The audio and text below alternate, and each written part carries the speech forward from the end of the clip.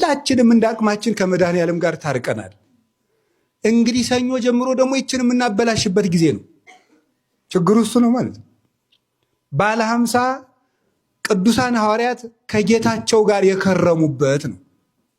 እኛ እንግዲህ 50ውን ቀን ማን ጋር ነው የምንከርመው? ከዘፈን ጋር ከሆድ ጋር መሆን የለበት። 40ውንም ከክርስቶስ ጋር 50ውንም ከክርስቶስ ጋር።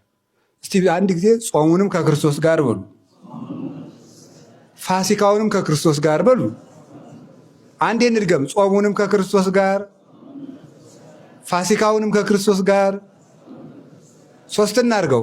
ጾሙንም ከክርስቶስ ጋር፣ ፋሲካውንም ከክርስቶስ ጋር። እንደሱ አይደለም። በዚህ በጾም ጊዜ የሆነ ሰዓት ትበላለህ፣ የሆነ ሰዓት አትበላም አይደለም። በባለ 50 ግን የሆነ ሰዓት አትበላም፣ የሆነ ሰዓት ትበላለህ የሚባል የለም። ሁሉ ይሄ ማለት ምን ማለት ነው?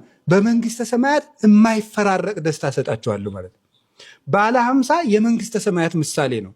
ስለዚህ ሰኞ ጀምረን ወደ መንግስተ ሰማያት እንግባ እንጂ አግባ መልስ ብለን ወደ ሆድ ውጊያ መግባት የለብንም።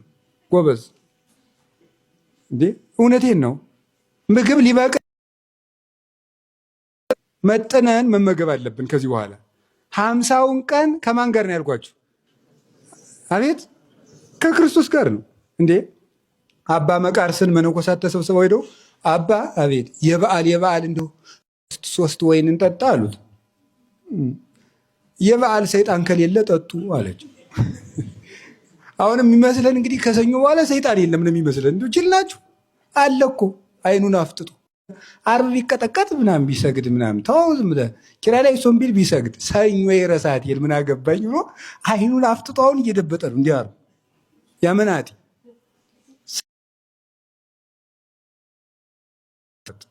አሁን ከዛሬ እሑድ ማታ ጀምሮ የክርስቲያኖች ችግር የለብንም። አንዱ ችግር ምንድን መሰላችሁ? የሆነ ጊዜ ሰይጣንን አሽረን ጥለ ነው መስሎን እዛ እሑድ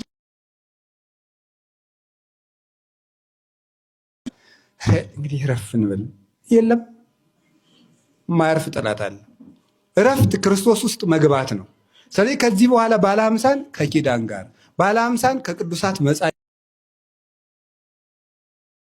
ባለ 50ን ከቅዱስ ቁርባን ጋር፣ ባለ 50ን ራስን ከማንጻት ጋር፣ ባለ 50ን ከይቅርታ ጋር፣ ከፍቅር ጋር፣ ከአንድነት ጋር እንድንከርም ይችናት ሶስቷ መልእክት አልቅ አፈወርቅ እኔ እንደው ለርዕሰ ሊቃውንት አባ ገብረ ኪዳን ቃለ ሕይወት ያሰማልን። በእውነት መንግስተ ሰማያትን ያወርስልን ድንቅ የሆነ ትምህርት ቃለ እግዚአብሔር ስለነገሩን ማለት ነው። እንግዲህ ብዙዎቻችን በሕማማቱ የነበረን ጥንካሬ፣ መንፈሳዊ ትጋት፣ መንፈሳዊ ጥሞናና ትጋታችን አብሮን አይቀጥልም። ከትንሣኤ ባሉ በተለይ ደግሞ ባለ 50 በሚባለው ጊዜ ውስጥ ማለት ነው ጌታችን ትንሣኤውን ሲያደርግ ለእኛ ደግሞ ሞት ይሆንብናል። እንሞታለን፣ በስንፍና እንሞታለን። በነበረን የሕማማቱ ትጋት አንቀጥልም እና ይህን አስከትለው ከትንሣኤው በኋላ ሊኖረን የሚገባውን ዝግጅትና ምን መምሰል እንዳለብን አስጠንቅቀዋል ማለት ነው። ይህንን የማስጠንቀቂያ መልእክታቸውን ደግሞ ከልብ ሰምተን ልንፈጽማት ይገባል ማለት ነው። ብዙዎቻችን ከባለ 50 በኋላ ጸሎት እንተዋለን፣ መንፈሳዊ ነገሮች እንተዋለን። ጾም ነው የሌለው እንጂ ጸሎቱ፣ መንፈሳዊ ትጋቱ መቀጠል መቻል እንዳለበት አባታችን መምህራችን አባ ገብረ ኪዳን ግርማ ነግረውናል።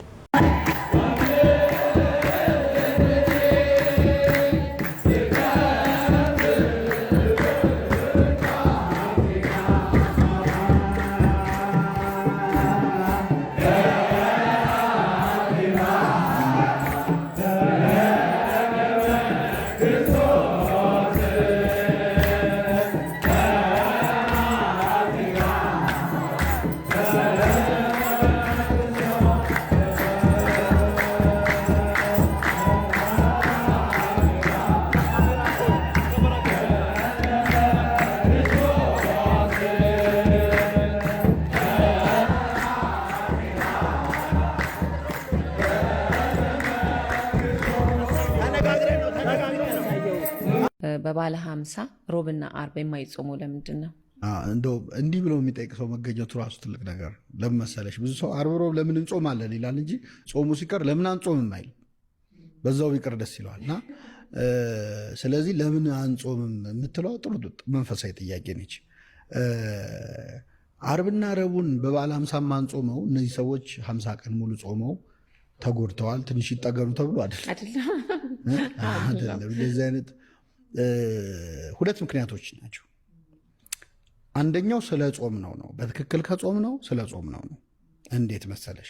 አብይ ጾም የሚጾመው በቤተክርስቲያናችን ስርዓት የመጀመሪያው ሳምንት እስከ 12 ሰዓት ነው። ዘወረደ ሳምንት እስከ 12 ሰዓት ነው። ከቅድስት ጀምሮ እስከ ኒቆዲሞስ መጨረሻ ላይ ከሆሳና በፊት እስካለው ድረስ ደግሞ የሚጾመው እስከ 11 ሰዓት ነው። ከዛ ሰሙነ ሕማማት እስከ 13 ሰዓት ነው፣ እስከ ምሽቱ 1 ሰዓት ድረስ ጨረቃ እስኪታይ ድረስ ሰሙነ ሕማማት። ከዛ በኋላ ዓርብ ዕለት እስከ ትንሣኤ እሑድ ያለው አለ አይደለ 33 ሰዓት ነው። ከጌታ ስቅለት በኋላ 33 ሰዓት ነው። በነገራችን ላይ ጌታ ምድር ላይ 33 ዓመት ነው የኖረው ያስተማረው፣ ብዙ ታምራት የሰራው አጠቃላይ 33 ዓመት ነው። በሲኦል ላሉ ነፍሳት ደግሞ ከሞተ በኋላ ነፍሱ ከስጋው ከተለየች በኋላ በሲኦል ላሉ ነፍሳት 33 ሰዓት ሰብኮላቸው። የምድር 33 ዓመት የሲኦል 33 ሰዓት ነው እና ያንን አስተምሯል። በወህኒ ላሉ ነፍሳት ሰላምን ሰበከላቸው ያለው ቅዱስ ጴጥሮስ ማለት ነው። ስለዚህ ከ12 ሰዓት ስንጾም የጨመርናት ሰዓት ማለት ነው ከ9 ሰዓት እስከ 12 ሰዓት ያለች አይደል? እሷን በትክክል አንድ ሰው ከጾመ ከዛ እስከ 11 ሰዓት ሲጾም እሱንም ከጾመ ከዛ በኋላ ደግሞ መጨረሻ ላይ ያለውን 33 ሰዓት ከጾመ ሲደመር 126 ሰዓት ይሆናል። 126 ሰዓት ማለት በበዓለ ሃምሳ የማንጾማቸው ዓርብና ረቡዕ ሰዓቶች ናቸው።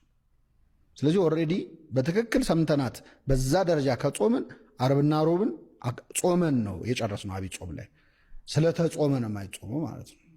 ይህን ጠንቅቆ ግን የማይጾም ሰው ካለ ደግሞ ሁለተኛው ግን ምክንያት ትንሣኤ ማለት 50 ቀን እየተከበረ አይደለም። 50ውን ቀን እንዳንድ ቀን ነው ቤተክርስቲያን የምታየው፣ እንዳንድ ቀን። አሁን 50ውን ቀን ሙሉ ክርስቶስ ተነስቷል፣ በእውነት ተነስቷል ይባላል እንደ አዲስ። ዛሬ የተነሳ ጠዋት የተነሳ እንዲመስል ነው። ለምን? ያንን እንዳንድ ቀን ነው ቤተክርስቲያን 50ውን ቀን የምታየው። ስለዚህ በትንሣኤው ቀን መጾም ይሆንባታል። ለዛ ነው 50ውን ቀን ያለ ጾም እንድና በእውነት ቃለ ሕይወት ያሰማልን። ዲያቆን ሄኖክ ኃይሌ ወንድማችን እንግዲህ በዚህ ልክ ከበዓለ ሃምሳ በኋላ ያሉትን የሮብ ዓርብ የማንጾምበት ምክንያቶች ቁልጭ ግልጽ በሆነ መንገድ አስቀምጧል ማለት ነው። እንግዲህ በዓለ ትንሣኤ ደስታ ፍስሐ የምናደርግበት ነው።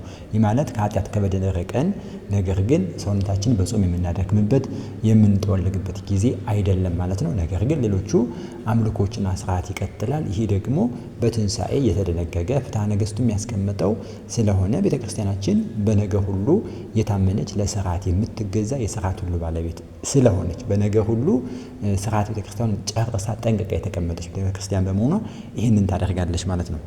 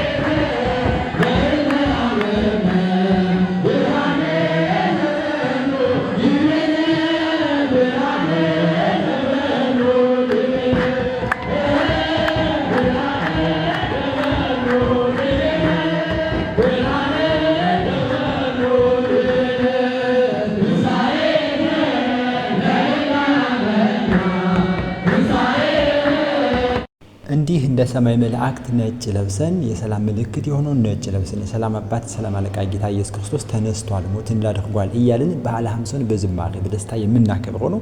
እንግዲህ ጌታ ኢየሱስ ክርስቶስ ሞትን ድል አድርጎ ሲነሳ ነጭ ልብስ ለብሶ ዳግምም ደግሞ ለሐዋርያቱ ሲገለጥ በዝግ ቤት ገብቶ ነጭ ልብስ ለብሶ ሰላም ለእናንተ ይሁን ብሎ የሰበከውን በማስመልከት አባቶቻችን ሊቃውንት ምእመናን ሁሉ ነጭ ልብስ ለብሰን እንኳን አደረሳችሁ እየተባባልን በዓለ ሃምሳን እናከብራለን። ክርስቶስ በእውነትም ከሞት ሞትን ድል አድርጎ ተነስቷል፣ ከሙታን መካከል የለም እያለች ቤተክርስቲያን ተሰብካለች ማለት ነው።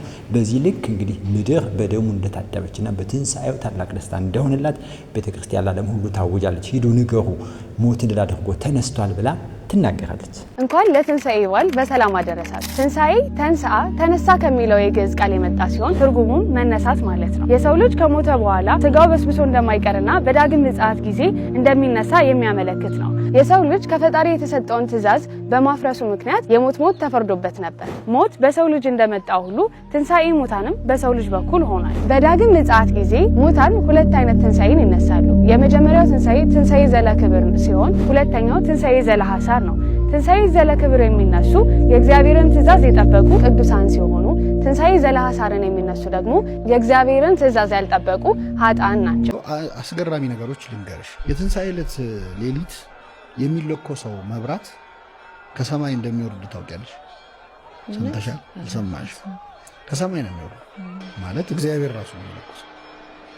ላለፉት 2000 ዓመታት ቃሉን ጠብቆ ሌሊት ላይ ካህኑ ተፈትሾ ክብሪት አለመያዙ በደንብ ተፈትሾ ራሱን አሳይቶ ይገባል መቃብር ውስጥ ወደ ጌታ መቃብር ሻማ ይዞ ማለት እና ሻማ ይዞ ገብቶ ሲወጣ ተለኩሶ ነው የሚወጣ። እሳት ይወርዳል።